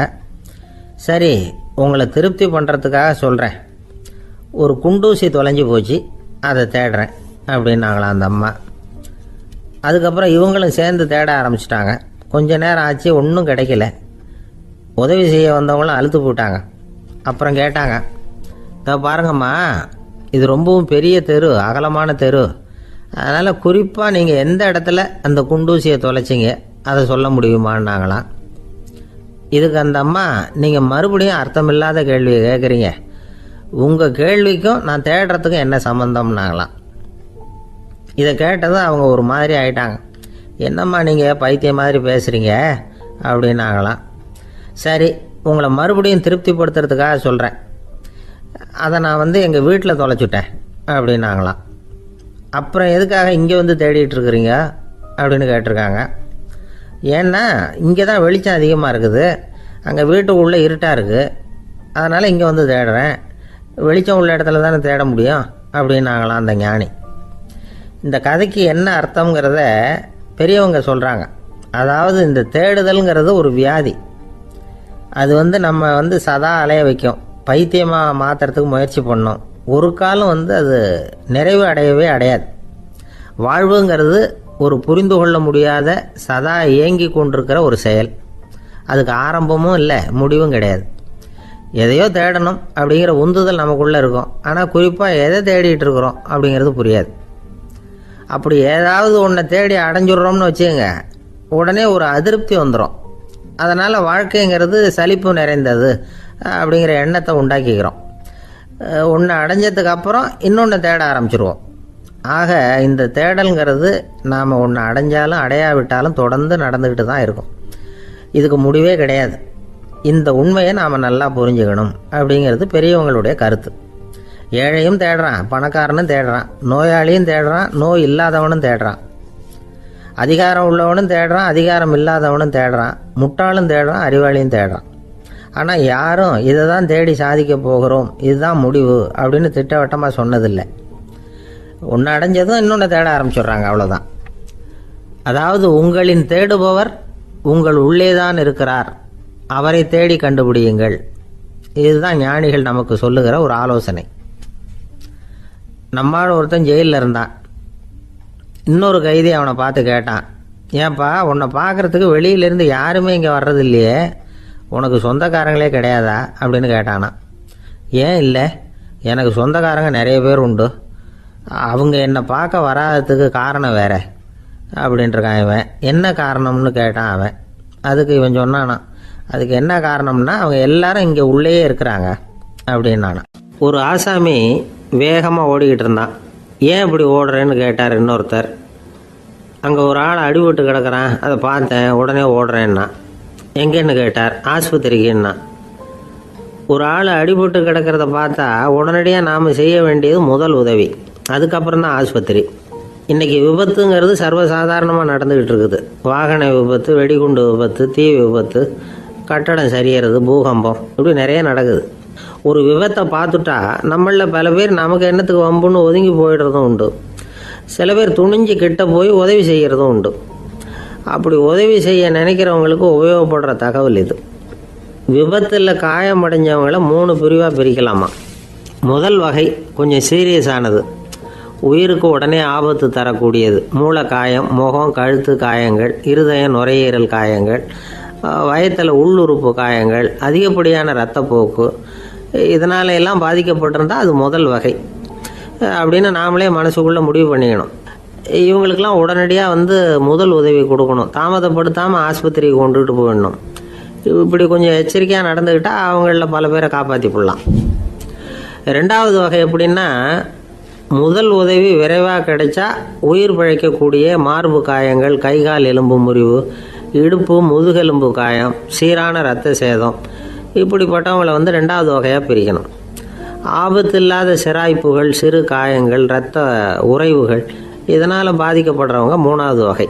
ஒருத்தர் தலையில் அடிபட்டு நினைவு விழுந்துட்டாருன்னு வச்சுங்க, அவருக்கு வாந்தி வர்றதுனால புறையேறி மூச்சு அடைப்பு உண்டாகும். இப்படி ஆகாமல் இருக்கிறதுக்காக தலையை ஒரு பக்கமாக சாய்ச்சி வைக்கலாம். நாடி துடிப்பையும் இதய துடிப்பையும் தொட்டு பார்க்கணும். அது குறைஞ்சிருந்தாலும் சரி, நின்று இருந்தாலும் சரி, அவர் மார்பை நிமிஷத்துக்கு 80 தடவை உள்ளங்கையால் அழுத்தி இதய துடிப்பை மீட்கிறதுக்கு உதவி பண்ணணும். கழுத்தில் காயம்பட்டாலும் ஆபத்து அதிகம். கழுத்துக்கு அடியில் ஒரு துண்டை மடித்து வைக்கலாம். 2 பக்கமும் சின்ன தலையணை அல்லது துணி மடிப்புகளை வச்சு கழுத்தை அதிகமாக அசையாமல் பார்த்துக்கலாம். முதுகெலும்பு முறிஞ்சிருக்குமோ அப்படிங்கிற சந்தேகம் இருந்ததுன்னா அவரை அதிகமாக அசைய விடக்கூடாது. அதிகமாக அசைஞ்சால் தண்டு இடத்துல பாதிப்பு ஏற்பட்டு கைகால் விளங்காமல் போயிடும். அவரை ஒரு கனமான போர்வை இல்லைன்னா பாயில் படுக்க வச்சு 4 பேர் மெதுவாக தூக்கி மருத்துவ உதவிக்கு அனுப்பி வைக்கலாம். கையெலும்பு முறிஞ்சிருந்தால் முறிஞ்ச பாகத்தை உடம்போடு சேர்த்து அசையாமல் கட்டி போடலாம். கால் எலும்பு முறிஞ்சிருந்தால் மற்ற காலோடு சேர்த்து கட்டி போடலாம். முறிஞ்ச பாகம் தொங்காமல் பார்த்துக்கணும். அப்போ தான் வீக்கம் உண்டாகாமல் இருக்கும். வெட்டு காயம், குண்டடிப்பட்ட காயம், இதிலெல்லாம் இரத்தப்போக்கு அதிகமாக இருக்கும். ரத்தம் வெளியேற ஆபத்து அதிகம். சுத்தமான துணியை பல மடிப்புகளை மடித்து காயத்தின் மேலே வச்சு அழுத்தமாக ஒரு 10 நிமிஷம் பிடிச்சிக்கணும். ரத்தம் நின்ன உடனே காயத்துக்கு கட்டு போடலாம். சில சமயம் காயம்பட்ட பாகத்தை உயரமாக தூக்கி பிடிச்சிக்கிட்டா தான் ரத்த கசிவு நிற்கும். இந்த விவரங்களையெல்லாம் கொஞ்சம் மனசில் வாங்கி வச்சுக்கிட்டோம்னா சமயத்தில் உதவும். ஏன்னா இந்த காலத்தில் விபத்து எந்த ரூபத்தில் எப்போ வரும்னு யூகிக்கவே முடியல. நண்பர் ஒருத்தர் சொன்னார், நேற்றுக்கு பாருங்கள் சார், என் கண்ணு முன்னாடியே ஒரு சின்ன விபத்து நடந்ததுன்னார். என்னன்னு விசாரித்தோம். ஒரு பஸ்ஸில் வந்துக்கிட்டு இருந்தேன். அந்த பஸ்ஸில் பின்பக்கம் படி ஓரமாக நின்றுக்கிட்டு இருந்த ஒருத்தர் ரோட்டில் விழுந்துட்டார். டிரைவர் அதை கவனிக்கலை, நிறுத்தாமல் அவர் பாட்டுக்கு போகிறாருனார். கண்டக்டர் உடனே விசில் கொடுத்து பஸ்ஸை நிறுத்த வேண்டியது தானே அப்படின்னோம். அதுதான் சார் முடியாமல் போச்சுன்னார் அவர். ஏன்னு கேட்டாங்க. தவறி கீழே விழுந்ததே அந்த கண்டக்டர் தான் சார் அப்படிங்கிறார். ஒரு நாள் ராமர் அரசவையில் உட்காந்துருக்கிறார். ராமராஜ்யம் நடந்துக்கிட்டு இருந்த நேரம். அந்த சமயத்தில் ஒரு நாய் அரச சபைக்கு வந்துதான். அது தலையில் அடிபட்டு ரத்தம். அந்த கோலத்தில் அது அங்கே வந்தது. எல்லாரும் ஆச்சரியமாக அதை பார்த்தாங்க. ராமரும் அந்த நாயை பார்த்தார். நீங்கள் வந்த காரியம் என்ன நடந்தது, எதுவாக இருந்தாலும் பயப்படாமல் சொல்லு அப்படின்னார். உடனே அந்த நாய் மெதுவாக சொல்ல ஆரம்பிச்சுதான். ஐயா, நான் தெருவில் போய்கிட்டு இருந்தேன். வழியில் ஒருத்தர் வந்தார். அவர் வேத சாஸ்திரம்லாம் படித்த பெரியவர். அவர் எந்த காரணமும் இல்லாமல் அவர் கையில் வச்சுருந்த குச்சியால் என் தலையில் அடிச்சுட்டார். அதுதான் தலையில் ரத்தம். இதை நீங்கள் விசாரித்து தகுந்த தீர்ப்பு வழங்கணும் அப்படின்னு தான் அந்த நாய். ராமர் பார்த்தார். உடனே தன்னுடைய காவலர்களை அனுப்புனார். அந்த ஆளை எங்கே இருந்தாலும் போய் கொண்டுகிட்டு வாங்க அப்படின்னு விட்டார். காவலர்கள் போனாங்க. அந்த ஆளை பிடிச்சி கொண்டு வந்துட்டாங்க. அரண்மனைக்கு வா அப்படின்னு சொல்லி கூப்பிட்டுட்டு வந்துட்டாங்க. என்ன நடந்ததுன்னு விசாரித்தார் ராமர். அதுக்கு அந்த ஆள் சொன்னார், நான் வீதி வழியாக வந்துக்கிட்டு இருந்தேன். குறுக்க இந்த நாய் வந்தது. நான் அவசரமாக போய்கிட்டு இருந்தேன். இது எனக்கு வழி விடாமல் குறுக்க பூந்து இடைஞ்சல் பண்ணிச்சு. எனக்கு கோபம் வந்துட்டுது. அதனால் அடிச்சுட்டேன். வேத சாஸ்திரம் படித்த நான் என் வசம் இழந்து கோபப்பட்டது பெரிய தப்பு தான். அதை நான் ஒத்துக்கிறேன். குற்றத்தை ஒப்புக்கொள்கிறேன், எனக்கு என்ன தண்டனை கொடுக்கணுமோ அதை கொடுங்க, ஏற்றுக்கிறேன் அப்படின்னு விட்டார். சரி, இப்போ அந்த ஆளுக்கு தண்டனை கொடுக்கணும். என்ன தண்டனை கொடுக்கறது யோசனை பண்ணார் ராமர். அதையும் அந்த நாய்கிட்டே கேட்டார். நீயே சொல்லு, என்ன தண்டனை கொடுக்கலாம் இவருக்கு அப்படின்னார். இதுக்கு அந்த நாய் என்ன சொல்லிச்சு தெரியுமா? இவரை ஏதாவது ஒரு கோயிலுக்கு தர்மகர்த்தாவாக நியமனம் பண்ணி விடுங்க, அதுதான் இவருக்கு சரியான தண்டனை அப்படின்னுது. இதை கேட்டதும் ராமர் முகத்தில் புன்னகை. ஆனால் அங்கே இருந்த மற்றவங்களுக்கெல்லாம் ஆச்சரியம். அது எப்படி, தப்பு செஞ்சவங்களுக்கு தண்டனை கொடுக்கறது தானே நியாயம், அதை விட்டுவிட்டு தர்மகர்த்தா பதவியை கொடுக்க சொல்லுது இந்த நாய் அப்படிங்கிற ஆச்சரியம். இந்த சந்தேகத்தை அந்த நாய்கிட்டே கேட்டாங்க அங்கே இருந்தவங்க. இதுக்கு அந்த நாய் பதில் சொல்லிச்சான். நான் போன பிறவியில் ஒரு கோயிலுக்கு தர்மகர்த்தாவாக இருந்தேன். எவ்வளவோ கவனமாக எச்சரிக்கையாக தான் என்னுடைய கடமைகளை எல்லாம் செஞ்சுக்கிட்டு வந்தேன். அப்படி இருந்தாலும் சில சமயங்களில் என்னையும் மீறி கோயில் செல்வத்தை நான் அனுபவிக்கிறதுக்கு காரணம் ஆயிட்டேன். ஒரு கோவிலுக்கு தர்மகர்த்தாவாக இருக்கிறவங்க எப்படியும் இந்த பாவத்திலேருந்து தப்பிக்கிறது கஷ்டம். அதனால தான் நான் இந்த பிறவியில் நாயாக பிறந்து இப்படி கஷ்டப்படுறேன்.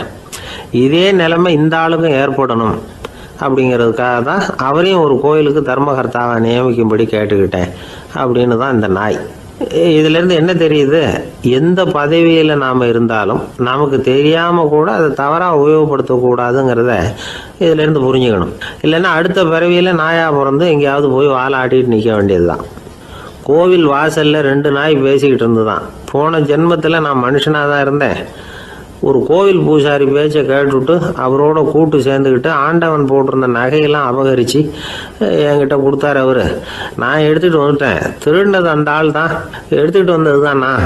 இருந்தாலும் நான் மட்டும் நாயாக பிறந்துட்டேன். இப்போ மட்டும் அந்த பூசாரி என்கிட்ட மாட்டினா கடித்து குதறி விடுவேன் அப்படின்னு தான்.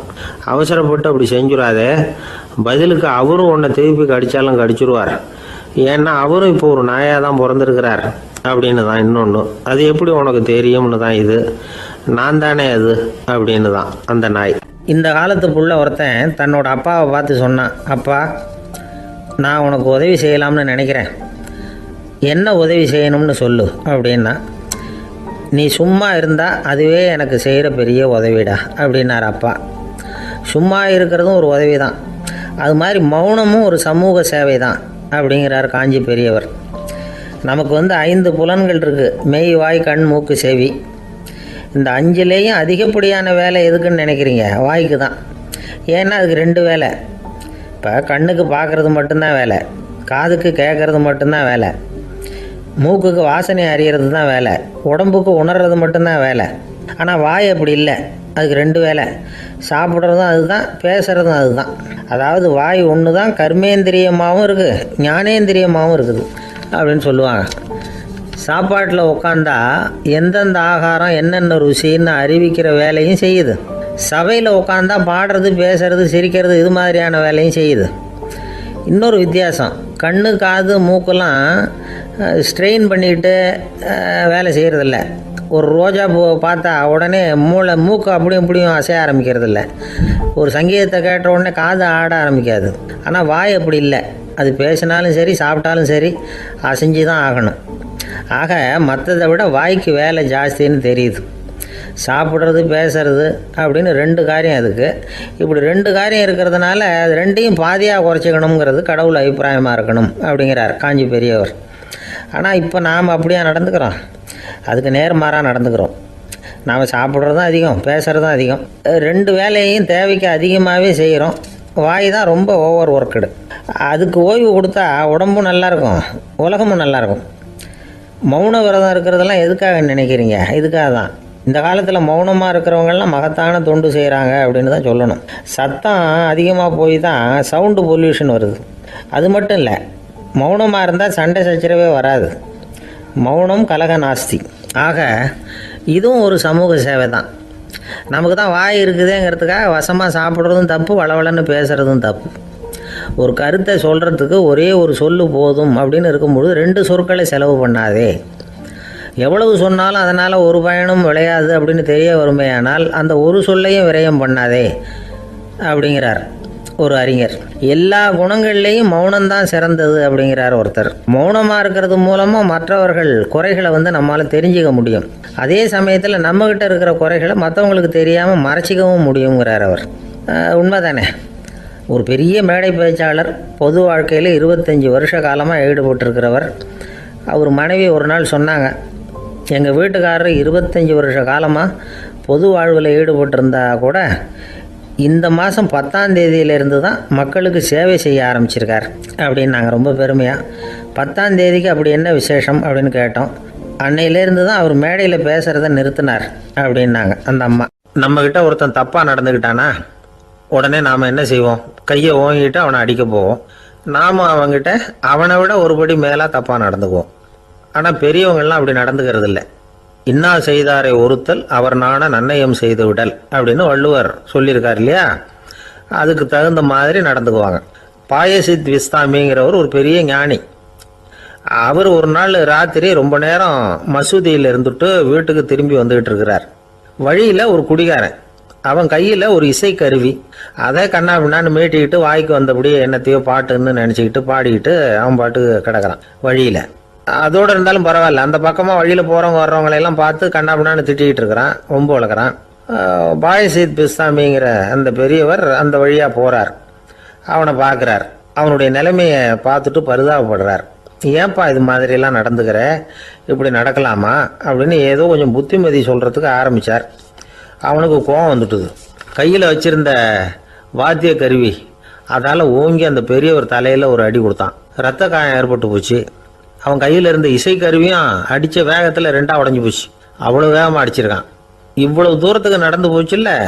அந்த மாபெரும் ஞானி வாயை திறந்து ஒரு வார்த்தை கூட பேசலை. பேசாமல் தலையை பிடிச்சிக்கிட்டு அவர் பாட்டுக்கு போயிட்டார். மறுநாள் அந்த பெரியவர் என்ன பண்ணார் தெரியுமா? கொஞ்சம் இனிப்பு பண்டங்கள், கொஞ்சம் பணம், இது 2ஐயும் ஒரு ஆள் மூலமாக அனுப்பி வச்சார் அந்த குடிகாரனுக்கு. அவனுக்கு ஒன்றும் புரியல. என்ன விவரம்னு விசாரித்தான். வந்த ஆள் ஒரு கடுதாசியை நீட்டினான். அதில் விவரம் இருந்தது. ஞானி எழுதியிருக்கிறார், இதை பாருப்பா, உங்களுடைய இசைக்கருவி உடையறதுக்கு என்னுடைய தலை காரணமாக ஆயிட்டுது. அதுக்காக நான் ரொம்ப வருத்தப்படுறேன். அதுக்காக தான் பணம் அனுப்பி வச்சுருக்கேன். வேறு புதுசாக ஒரு இசைக்கருவி வாங்கிக்கோ. அப்புறம் இன்னொரு விஷயம், நேற்றுக்கு ராத்திரி என்கிட்ட ஏகப்பட்ட கசப்பான வார்த்தைகளை பேசினேன். இதோடு அனுப்பியிருக்கிற இனிப்பு பண்டங்களை சாப்பிட்டு உன்னுடைய நாவில் உள்ள கசப்பை மாற்றிக்கோ அப்படின்னு அதில் எழுதப்பட்டிருந்தது. இந்த சமயத்தில் அவன் குடி மயக்கத்தில் இல்லை, தெளிஞ்சு போயிருந்த நேரம் அது. அதனால் அதை படித்த உடனே அவனுக்கு ரொம்ப வெக்கமாக போச்சு. தலை குனிஞ்சான், யோசனை பண்ணான். கொஞ்ச நேரத்தில் தன்னுடைய நண்பர்கள் சில பேரையும் கூப்பிட்டுக்கிட்டு நேராக அந்த ஞானி இருக்கிற இடத்துக்கு ஓடினான். அவர் காலில் விழுந்தான். அவர்கிட்ட மன்னிப்பு கேட்டுக்கிட்டான். பெரியவங்களே தெரியாமல் நான் இந்த பாவ செயலை பண்ணிவிட்டேன், என்னை மன்னிச்சுங்க. உங்களுடைய பொறுமையும் போதனையும் என்னுடைய கண்ணை திறந்துட்டுது. இனிமேல் நானும் என்னுடைய நண்பர்களும் நல்ல வழியில் திருந்தி வாழ போகிறோம் அப்படின்னா. ஞானி செய்த நன்னயம் குடிகாரனை எப்படி திருத்திருக்கு பார்த்தீங்களா? இந்த கதையை கேட்டுவிட்டு ஒருத்தர் சொன்னார், என் வாழ்க்கையில் கூட அப்படி ஒரு சம்பவம் நடந்தது சார். நானும் ஒரு நாள் ராத்திரி ஓவராக குடிச்சிட்டு ஒரு கிட்டாரை வாசிச்சுக்கிட்டு கண்ணாபின்னான்னு உளறிக்கிட்டு திட்டிக்கிட்டு இருந்தேன். அந்த சமயம் அந்த வழியாக ஒருத்தர் வந்தார். ஓங்கி தலையில் ஒரே ஒரு அடி, ரத்தம் வந்துட்டுது. அதுக்கப்புறம் என் மனசு தெரிந்துவிட்டுது சார் அப்படின்னார். அப்படியா என்ன ஆச்சரியமா? ஆமாம் சார், அடி விழுந்தது அவர் தலையில் இல்லை, என் தலையில். வந்தவர் என்ன அப்படி அடிச்சுட்டார். மயக்கம் தெளிஞ்சதுக்கு அப்புறம்தான் எனக்கு விவரம் புரிஞ்சுது. அவர் ஒரு போலீஸ்காரர் அப்படின்னார் ரொம்ப சோகமாக. அந்த ஆளுக்கு பேச தெரியாது, அவர்கிட்ட கொஞ்சம் எச்சரிக்கையாக நடந்துக்கோ அப்படின்னு சொல்கிறது உண்டு. அப்படின்னா என்ன அர்த்தம்? அவர் இன்னமும் குழந்தையாகவே இருக்கிறாரு, இன்னும் பேச்சு வரலன்னு அர்த்தம்? அப்படி இல்லை, அவருக்கு நாகரிகமாக பேச தெரியலன்னு அர்த்தம். பேசுறதுங்கிறது மனுஷனால் மட்டுமே முடியக்கூடிய ஒரு காரியம். அப்படி இருந்தும் அதோட பெருமையை அவன் இன்னமும் சரியாக புரிஞ்சிக்கலன்னு தான் சொல்லணும். அதனால தான் அவன் அளவுக்கு அதிகமாக வார்த்தைகளை கொட்டி விடுறான். அதுக்கப்புறம் அதையெல்லாம் திருப்பி அள்ள முடியாமல் கிடந்து கஷ்டப்படுறான். கொட்டின வார்த்தையை அள்ள முடியுமா? ஒருத்தரை இன்னைக்கு பார்த்து முட்டாள்னு திட்டி விடுறீங்க, நாளைக்கு மறுபடியும் அவர்கிட்ட போய் நேற்றுக்கு உன்னை முட்டாள்னு சொல்லிவிட்டேன், அந்த வார்த்தையை திருப்பி கொடு, வாங்கிட்டு போயிடுறேன் அப்படின்னு நான் சொல்ல முடியும்? அவன் கோபக்காரனாக இருந்தால் நேற்றுக்கே அதை வேறு விதமாக உங்களுக்கு திருப்பி கொடுத்துருப்பான். உலகத்தில் எவ்வளவோ ஜீவராசிகள் இருக்குது, அதுக்கெல்லாம் வாய் இருக்குது. அந்த வாயெல்லாம் எதுக்கு உபயோகம்? சாப்பிட்றதுக்காக. ஆனால் நமக்கு இருக்கிற வாய் சாப்பிட்றதுக்காக மட்டும் இல்லை, பேசுகிறதுக்காகவும் தான். பேச முடியலன்னா வாய் இருந்தால் கூட அது வாயில்லா ஜீவன் தான். ஒரு பையனை பார்த்து அது வாய் உள்ள புள்ள பொழைச்சிக்கும் அப்படின்னா மற்ற பையன்களுக்கெல்லாம் முகத்தில் வாயே இல்லைன்னு அர்த்தம். அப்படி இல்லை, அந்த பையன் கொஞ்சம் கெட்டிக்காரத்தனமாக பேசுவான்னு அர்த்தம். அதனால் எப்படி பேசணும் அப்படிங்கிறத நாம் முக்கியமாக தெரிஞ்சுக்கணும். இதுக்கு 8 விதமான குறிப்புகளை நம்ம பெரியவங்க சொல்லியிருக்கிறாங்க. பேச்சுக்கு 8 அங்கங்கள் உண்டு அப்படின்னு அவங்க சொல்கிறாங்க. அதெல்லாம் என்னென்ன அப்படின்னா உண்மை, நன்மை, அன்பு, நிதானம், இனிமை, ஆழம், சமயம் அறிதல், சபை அறிதல். இந்த 8 தன்மையும் பேச்சில் இருக்கணுமா. இதையே கொஞ்சம் விவரமாக சில பேர் போர்டில் எழுதி வச்சுருப்பாங்க. அதாவது எழுத்துலையாவது அதெல்லாம் இருக்கட்டுமே அப்படின்னு நினச்சி நீங்கள் கூட சில இடங்களில் இதை பார்த்துருக்கலாம். அதாவது உண்மையே பேசுக, நன்மையே பேசுக, அன்பாக பேசுக, நிதானமாக பேசுக, இனிமையாக பேசுக, ஆழமுடையதாக பேசுக, சமயம் அறிந்து பேசுக, சபை அறிந்து பேசுக, இப்படி எழுதி வச்சுருப்பாங்க. இந்த 8 அம்சமும் சரியாக பொருந்தி இருந்தால் தான் அது பேச்சு. மற்றதெல்லாம் பேச்சாயிடாது. பேச்சு ஒரு சிறந்த கலை. எல்லாத்தையும் விட பேசாமல் இருந்தும் பழகணும், அது ரொம்ப முக்கியம். உண்மையே பேசணும். சத்தியத்துக்கு மதிப்பு கொடுக்குறவங்கள தான் சரித்திரம் மதிக்கும். உண்மை பேசினா மட்டும் போதாது, அந்த உண்மையில் நன்மை கலந்துருக்கணும். கொலைகாரனுக்கு பயந்துக்கிட்டு ஒருத்தன் உங்கள் வீட்டுக்குள்ளே ஒளிஞ்சிருக்கிறான். அந்த முரட்டு ஆசாமி கையில் அறிவாளோடு வந்து அவங்க வந்தானான்னு உங்ககிட்ட கேட்குறான்னு வச்சுங்க. உண்மை தான் உயர்வு தரும் அப்படின்னு நினச்சிக்கிட்டு ஆமாம் உள்ளே தான் இருக்கிறான், அடுப்பங்கரையில் குதிருக்கு பின்னாடி உட்காந்துருக்கிறான், போய் பிடிச்சிட்டு போங்க அப்படின்னு சொல்லுவீங்க. அது நன்மை இல்லாத உண்மை. அதனால் பிரயோஜனம் கிடையாது. அதே மாதிரி உங்கள் பேச்சில் அன்பு இருக்கணும், நிதானம் இருக்கணும், இனிமை இருக்கணும், சிந்தித்து பேசணும், சமயம் அறிந்து பேசுகிறதும் முக்கியம். அதை பற்றி நமக்கு வேறு யாரும் சொல்லிக் கொடுக்க வேண்டியதில்லை. எந்த நேரத்தில் யாருக்கிட்ட எப்படி பேசினா காரியம் நடக்கும் அப்படிங்கிறது நமக்கு நல்லா தெரியும். அது கைவந்த கலை. அவை அறிந்து பேசுகிற திறமை பேச்சாளர்களுக்கு ரொம்ப அவசியம். அது இல்லைன்னா நிலைமை பரிதாபமாயிடும். ஒரு பேச்சாளர் ரொம்ப மும்முரமாக பேசிக்கிட்டே இருந்தாராம். ரொம்ப நேரம் நிறுத்தவே இல்லை, பேசிக்கிட்டே இருக்கிறார். சபையில் இருந்தவங்கலாம் ஒவ்வொருத்தராக எழுந்திரிச்சு போய்கிட்டே இருக்கிறாங்க. கடைசியில் 2 பேர் தான் அக்கறையாக பேசுகிறவரை கவனிச்சிட்டு உட்காந்துருந்தாங்களாம். மேடையில் பேசிக்கிட்டு இருந்தவர் அவங்கள பார்த்து சொன்னாராம், எனக்கு கூட்டம் முக்கியம் இல்லை, எவ்வளவு பேர் என் பேச்சை கேட்குறாங்க அப்படிங்கிறது முக்கியம் இல்லை. நீங்கள் 2 பேராவது ஊக்கமாக என்னை கவனிச்சிக்கிட்டு உட்காந்துருக்குறீங்க, அது போதும். உங்களுக்காகவே நான் பேசிக்கிட்டு இருக்கிறேன் அப்படின்னார். இதை கேட்டதும் உட்காந்துருந்த 2 பேரில் ஒருத்தர் எழுந்திருச்சு, அப்படி இல்லைங்க, நாங்கள் 2